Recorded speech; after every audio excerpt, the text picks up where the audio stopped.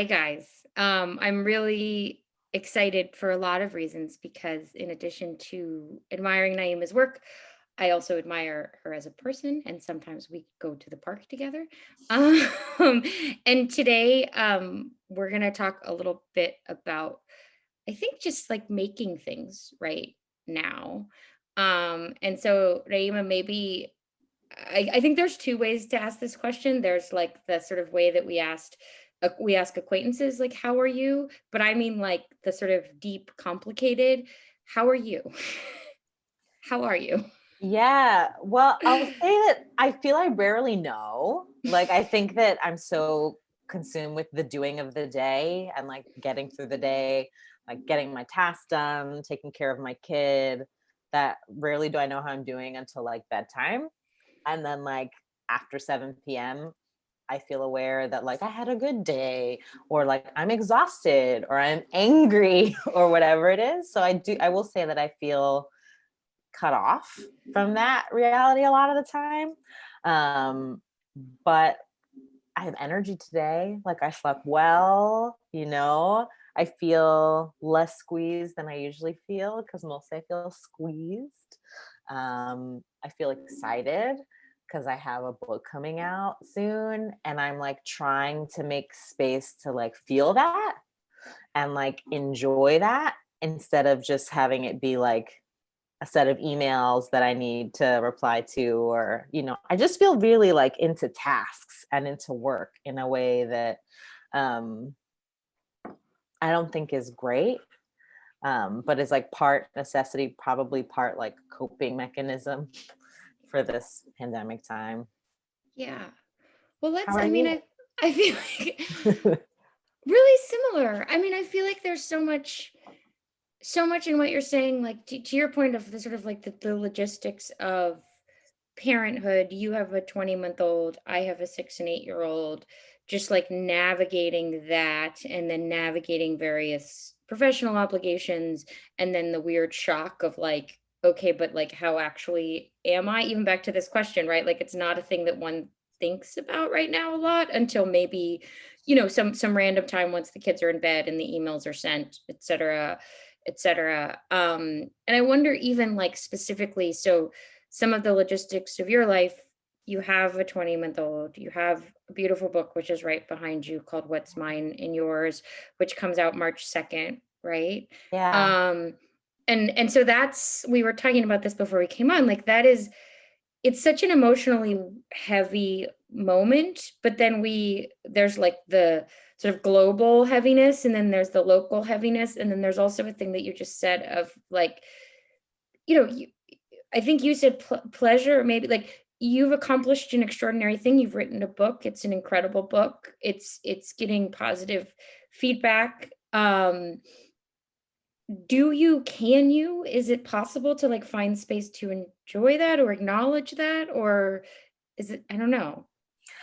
I don't know if it's possible, but I've set the intention of trying to do it. I think because I realized I was like missing it, you Yeah. know? And I don't think that it's going to be like an antidote to like all the things that feel like heavy and hard in this time, like the isolation and just, uncertainty about the future. But I'm like hoping that I can, just by like saying it, by saying like I am not spending a lot of time thinking about myself or my accomplishments or like relishing them. I'm hoping that that like creates like a little bit of space, even if it's just like, like a glass of wine with dinner or like whatever it might be, or like a moment, like to sit in the goodness of it. Yeah. Um, but I don't know if it's possible. I'll report back. I mean, you went through this, so maybe your book also came out during pandemic time. Yeah. Yeah. I mean, I do think like, I don't know if it's sad or happy that like this feels more like our lives, right? My book came out in July, and that was what, like 7 months ago now. Um, and I think that there was something then that felt a little bit like it still felt temporary, whereas now it feels like we're in this different phase that feels longer. And in some ways, like I, even with thinking about the part of the act of publishing, like it's sort of assumed that you'll do virtual events, and like there's these sort of like we know how to perform the logistics now. Something we were just talking about, and something like Noni was talking about, is like, are you working now, right? But your work, the work of a writer when their book is coming out, is so different than the work of a writer on a daily Yeah. basis.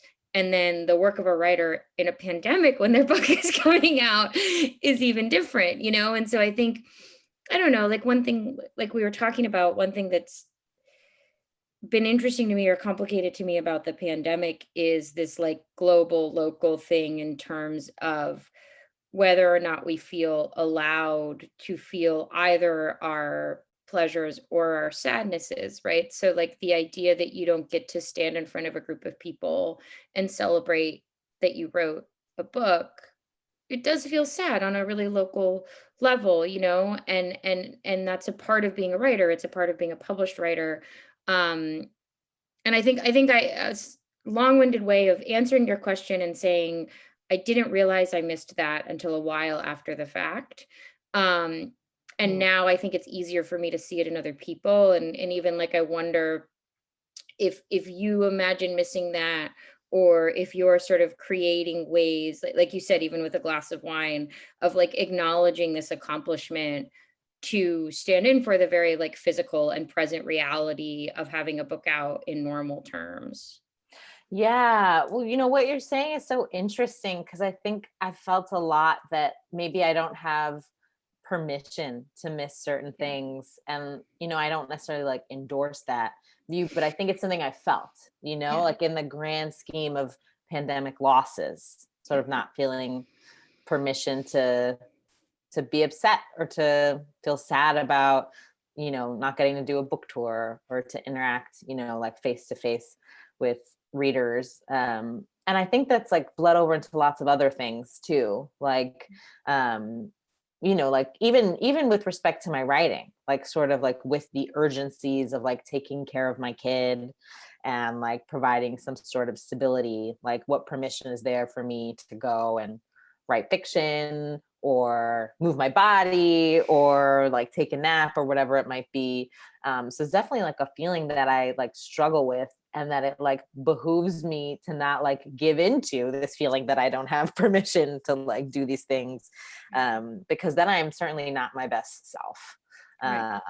But that feels hard too. Like, and like my husband's a healthcare worker. He's like an essential worker, and that has brought up all kinds of issues and questions too around like the value, the urgency of like creative work, that I feel like has always been in the back of my mind. Like I envy the writers, whoever they are, who like have always felt connected to the value of their work and its importance for someone other than themselves. I have not been that writer, and it's gotten much harder with having a kid, and then even harder with the pandemic, and just like as a woman, it's been hard. Yeah. Yeah, yeah, yeah. I mean, this idea that like literature doesn't save lives, I think like, I mean, we know this, but maybe other people that like I very much share in this question with you. But then also, I think a thing we are talking about before is that we do keep doing it, right? And so I wonder, even if we step away from like right now, because you are like deep in, you're about to publish a book, although you did say you're maybe writing some essays, but I wonder what have been the things that have gotten you working? What has work felt or looked like for you? And like, how has it shifted in this period? Yeah. Well, I'll say one thing that I think is true, but like maybe not admirable. Like I think that like having people waiting on things from me and having like an expectation with someone else and like a deadline and a commitment is really helpful for me. Like that kind of like structure, whether it's like my editor being like, I need a revision, or like a friend who's going to read the book for me but has like a ticking clock for how Yeah. long she has, like that I find I respond really well to as someone like who's like very conditioned to like be responsible and like meet expectations and like all of these things.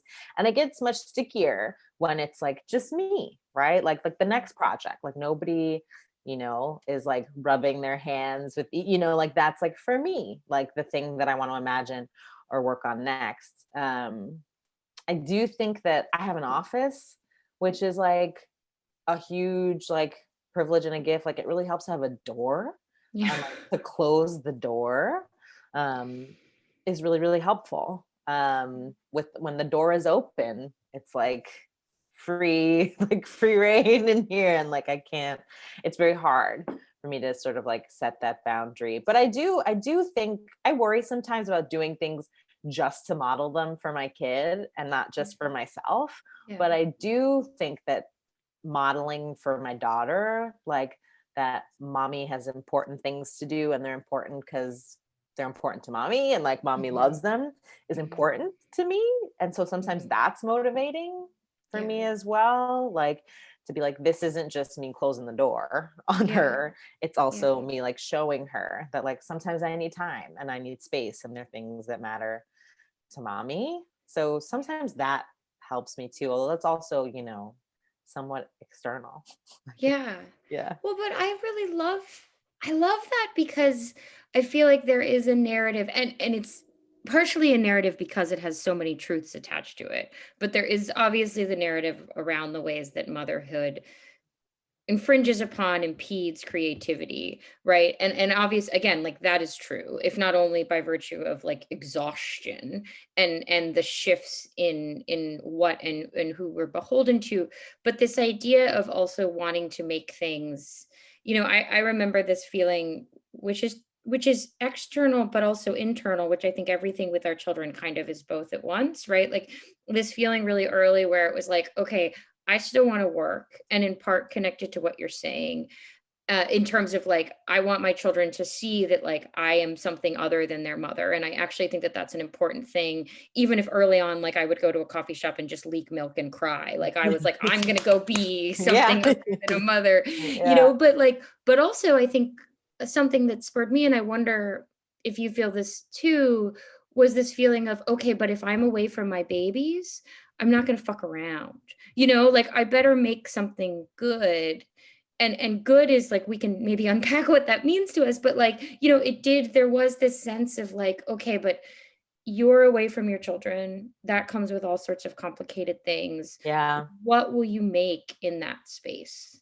I don't know. I wonder if you have thoughts. Yeah. Well, mostly that has always felt like high pressure for me, but I've certainly felt it, like, especially when, like I started having childcare and like paying by the hour. It was like, okay, this coffee shop, like this trip to the coffee shop is like $80.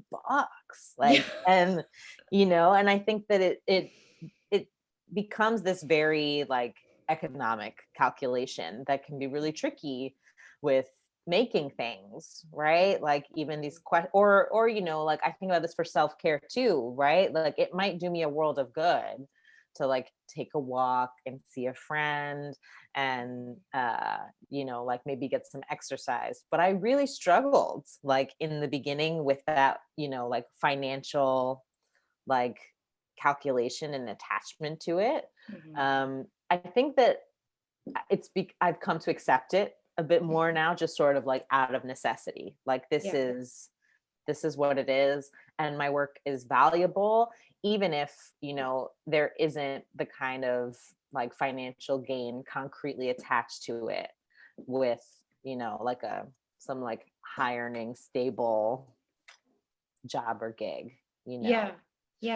But I do feel like it changed, or like it changed internally, kind of like the thinking about the writing, when I not only had to be away from my baby, but like it cost me something. And of course my husband like does not have this calculation, and like it's just like I gotta go to work, like right. Well, yeah, and even the shapeless, it's so interesting too, if you think about like, and you teach and I teach, and I think like if you think about what you tell students and then how you actually live your life, like I'm just listening to you and I'm thinking about all the times I've told students like the non-writing time is as important as the writing time, and like I do so deeply believe that. But exactly what you say, like if the clock is ticking and it costs $20 an hour or whatever it costs, plus however much the croissant cost, like, and you're like, but I'm going to go for a walk, which is often what you need to do, right? Like I Mhm. certainly like, I think I probably do about 6 months of thinking for every 6 weeks of writing, like Yeah. you need so much input for output. And yet that does really feel, I mean, so then we're here too to talk about the pandemic. I mean, that feels like the hardest thing in normal circumstances when you're a parent, right? But then also the way that like a lot of input used to be built in, right? Like I feel like I sort of tricked my way into some of that because I would like walk from my kids' school to work. And that would be Mhm. like I got to go for a walk, but also technically I was like being productive or Mhm. whatever, right? Or Yeah. like, all of those spaces I would walk from one gig uptown to a gig downtown, or I would like put in space of 2 hours between gigs, and like that was working, but like it was also just that space. And even like what you said about closing your office door, like how do you open your office door and like get to, like how have you created access to the outside world, or have you, when that feels so much harder? Yeah, well, I'll say that I don't think I've created very much, and I Yeah, think that it's less and less as the weather gets bad. yeah, Like I spent essentially like all of the summer and fall outdoors, which was really great, like because we couldn't go indoors anywhere. So just like spent lots and lots of time outside in the park, which was like kind of wonderful in a way, like yeah, kind of like being forced to just like keep walking and like find shady spots, like worked like yeah, for me and worked for our family. But now it's a lot harder, and like frankly, like it's been snowy and icy, like we're just here like all the time, like my daughter's in daycare, so I like walk her to daycare, and it's like yeah, treacherous out there right now, like really icy.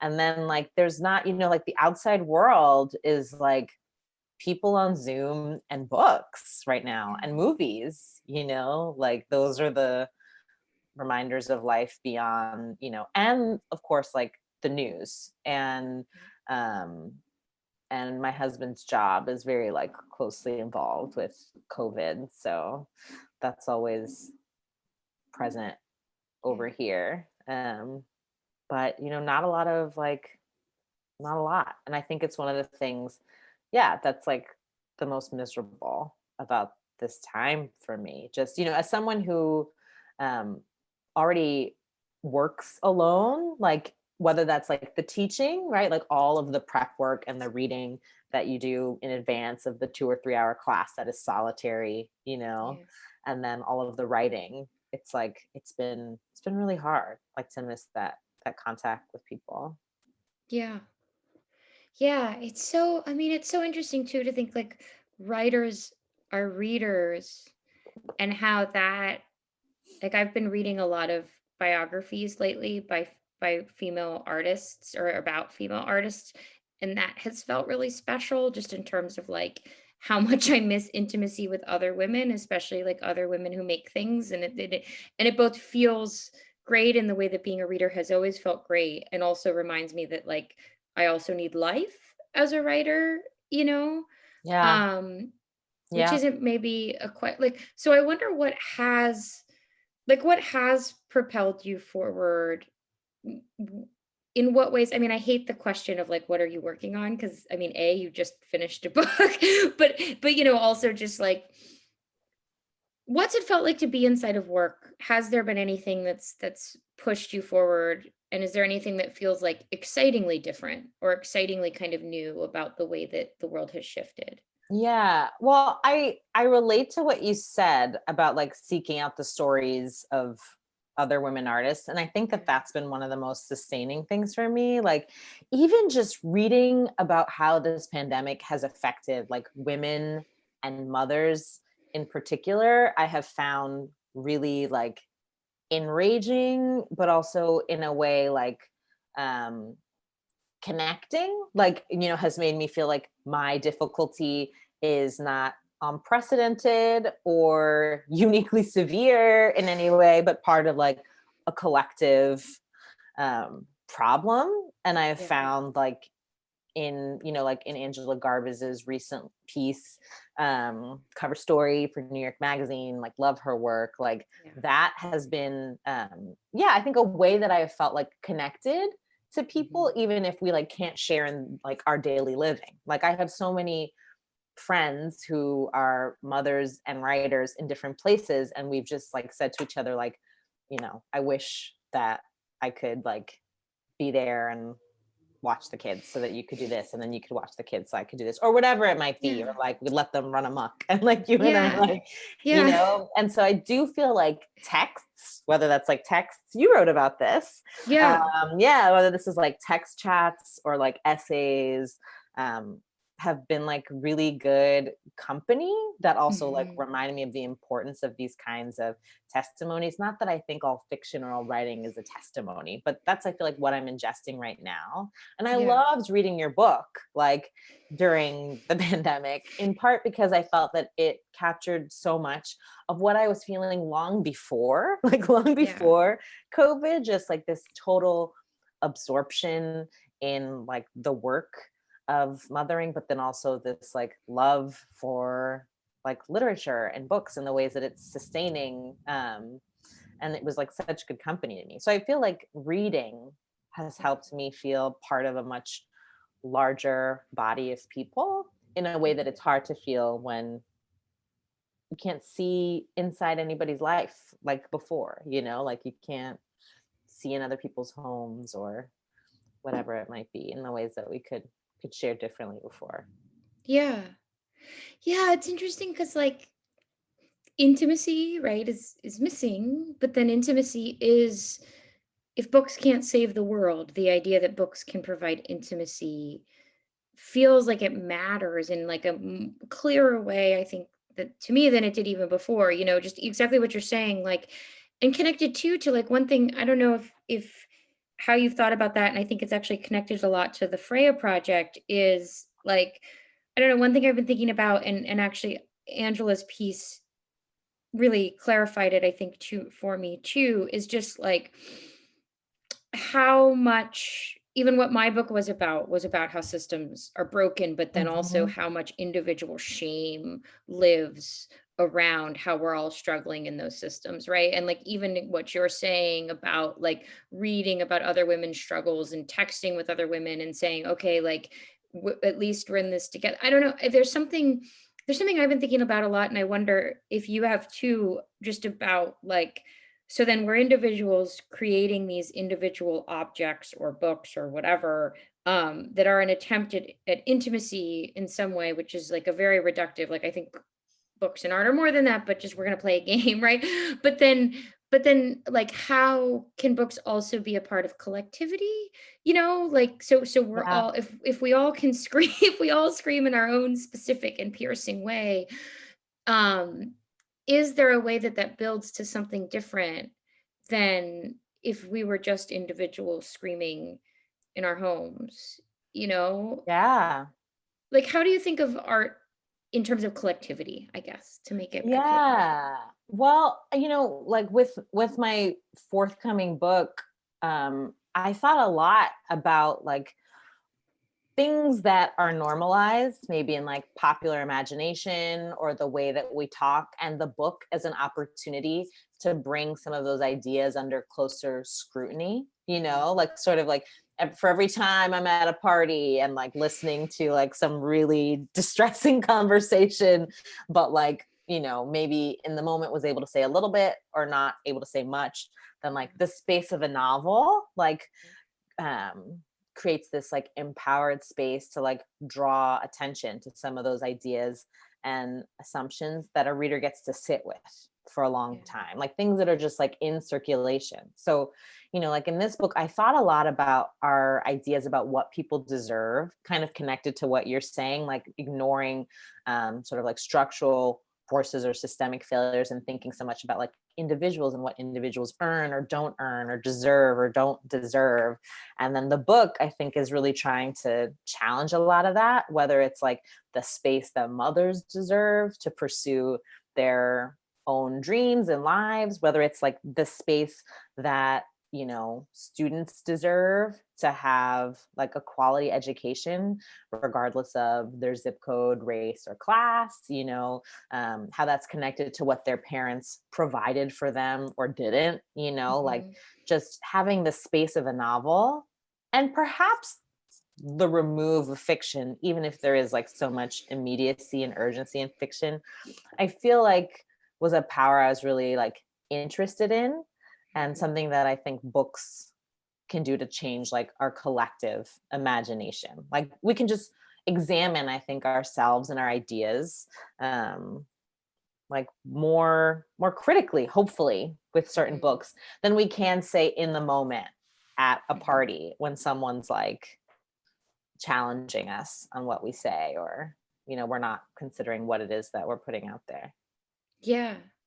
Yeah. And I think too, like thinking about your book, I mean, a thing that you are so skilled at in both your books is just like characters that as a human, the person just loves, which I think is related to intimacy, right? Like so it's like, okay, so you've seduced me, right? Like I like this person, I care about this person.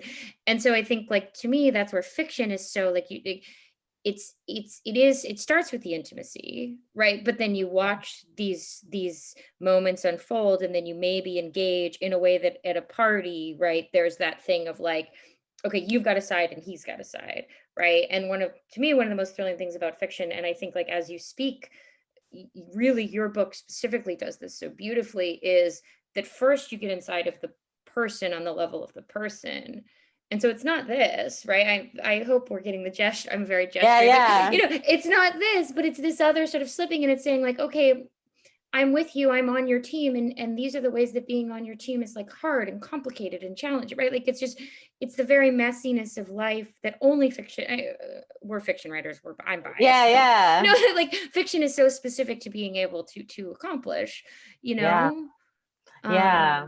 And even like, like the metaphor of the party, which like I brought up, like it's even making me think about like the people who aren't at the parties that you go to. Like, right? like I'm thinking about um all of the characters of different backgrounds in my book, and also in Want, who like Yeah, maybe aren't at the parties that like, yeah, you frequent, since we have such like a segregated, separated society, yeah, and I don't think that that's necessarily like the function of fiction in any way, like, but it's a possibility that like I'm interested in, yeah, like the book is like a place, in some ways, as a place where like I can bring together like all of the different like places and people and backgrounds and experiences that like are a part of me, but I so rarely get to have like all together. Like, yeah, there's sort of like all of these different worlds that I feel like I've been a part of.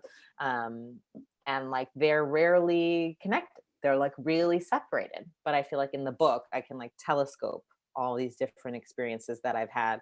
Whereas I feel like in my daily life, it's like really different. Like the neighborhood I live in now is different than the neighborhood I grew up in. And like, you know, all of these, my family is different than a lot of the people in like, say, my professional networks. It's like all so separated. But then like in a novel, it can like, it becomes a novel of like crossings and like, when it's yeah. like, it's actually like reflects a real kind of journey and movement in my life, even if the book's not in any way autobiographical.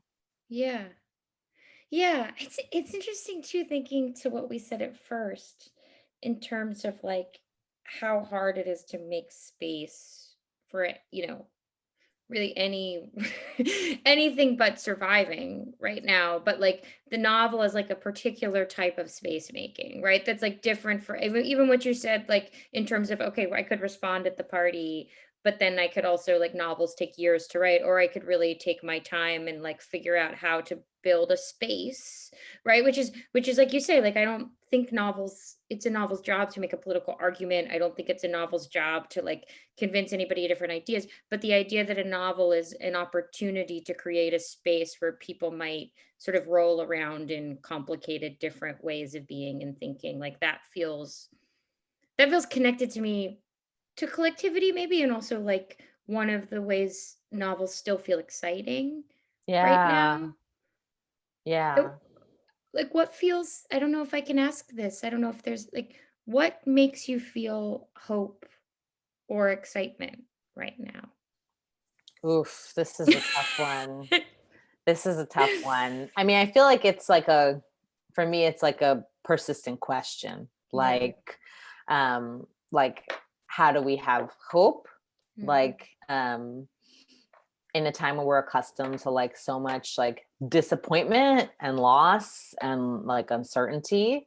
Um, I feel like this was a thing I felt and thought about before the pandemic, like as someone like really interested in trauma and like a survivor of trauma, like kind of being like, how do we like move on after like a loss of hope? How do you like recover hope? Yeah. So I will say like I am not a hope machine. Like it's just like, like I will never have a career as a motivational speaker. Um, but like I think that a lot of it for me is just sort of like trying to connect to whatever sense of power that I have. Like, because there are so many things that make me feel helpless and powerless right now. And I know that that's like a not uncommon feeling. So I think that like writing is a part of that for me. I think that's why I started writing, because like it gave me like a space in which I felt that I could be like assertive about my vision and powerful. Um, yeah, so I think I just try to think about what I can control and like how I can have an impact on my family, myself, and my community. And maybe like a lot of people like already do that. And so like they like think all the time about their power, so maybe that's like not like a new thing for them, but like I don't always feel powerful or think about my own power. So I think like I'm able to feel more hope the more I think about like what I can do, Yeah. like what's within my grasp, like whether that's like closing the door, like, so that I can like do my writing, or whether like, like our student loans are in forbearance, whether that's like using like some of the cash that we have freed up from the loans to like give to like mutual aid. So I think that um yeah, like trying to connect to a sense of agency and power even in these times has been helpful. I won't say that I'm like brimming with hope, but I'm not totally full of despair either. So Yeah. that's something. Yeah. Yeah. How No, about and it you? will. And at least for my personality, that makes it so much more believable, right? Is like I want to talk to the cynics about hope Yeah, because, yeah, that's me. Yeah, like I mean, totally. and Yeah, yeah, I should also out myself as a fellow cynic, but yeah, like I do think there's something to like when the cynics find a sliver, that's a good. Yeah, I mean, I think I'm in a really similar place, like to just continually acknowledge and look for spaces where I do have agency around the things that are making me feel most frustrated and angry and sad and all of those things, right? There's just so much, but like you say, like, I can't fix things, but this week I have an extra $100 and it can go to feeding people, or I don't have an extra $100, so we can go fill the free refrigerators. yeah, Very important, like there are things you can do, and like you said, I think also things you can do because I am a bad mom and a bad maker of things if I don't close the door, to use your thing, and I'm a bad mom and a bad maker of things and a bad contributor to the world if I don't go running, like I think like you say, like we are so powerless in so many ways, but like insofar as we can find power, it does feel like how we survive,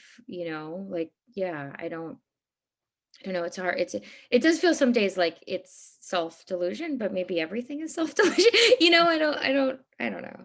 Um, I think that was the space I think I was interested in landing on, but I wonder, I said I hated this question, but I wonder, as you think about specifically work moving forward, like specifically your next project, next sort of way of being as a writer, what are you thinking about? yeah. So I have, my process sounds like it has some things in common with yours, where like Yeah. I have a lot of thinking time. Yeah. with my projects. And I think I don't always recognize that, maybe because I want to like tell myself I'm like quicker than I am, like I'm like, oh, I wrote this book in like X amount of time. And I Yeah. leave out like the 3 years that I spent like thinking about it and like Yeah. collecting scraps, like before I was working in earnest. So that's where I'm at now. I'm like, you know, letting something like sit. But what I'm imagining and planning for whenever I can like steal time for it, is a book about three moms living in Brooklyn. And it's sort of a story about, you might like this, it's sort of about class mobility and like the ways that it like exposes differences among friends who like perhaps like started in a similar place, and how like the having of kids and all of the choices related to the having of kids, whether it's childcare arrangements or your stroller or your time, how much time you have for self-care, support, resources, like reveals some differences in like life paths and trajectories. It's about two friends who move to be near each other in Brooklyn when they have children. They have like totally disparate experiences. So they decide to go into a nanny share together to help out the friend who's struggling more. And the woman who works as their nanny is also a mom. And so it's sort of about these like friendships and shifting allegiances and like those early years of motherhood where you have a small child, because all of that is so fresh to me. And I really want to write about like postpartum and like, Yeah. like Yeah. all of the things. So like this premise gives me a lot of space to like kick around all the things that I've been thinking about, like postpartum bodies and friendships and kids and money and like privilege, and also like the ways that maybe in talking about motherhood and seeking some universal experience or common ground, we can like erase or flatten like all the ways that like not everyone's in the same boat. Yeah. And like and like even in like a friendship, like a close friendship. And I think that's something I've felt and thought about a lot. So this will give me some space for that. Well, I mean, I don't want to put pressure on you, but I'm very excited. Yeah, thanks. I think we're sort of at time, but again, I'm very excited about this Oh, book. yay. So, but also really excited about the beautiful one that's about to come out in the world. And I feel like it's worth saying that while people are Yeah, listening. And it's right behind you, so it's right people can there. see. Thank you so much. I think everybody knows how hard it is to find time, and it was really lovely to spend some of the time this way.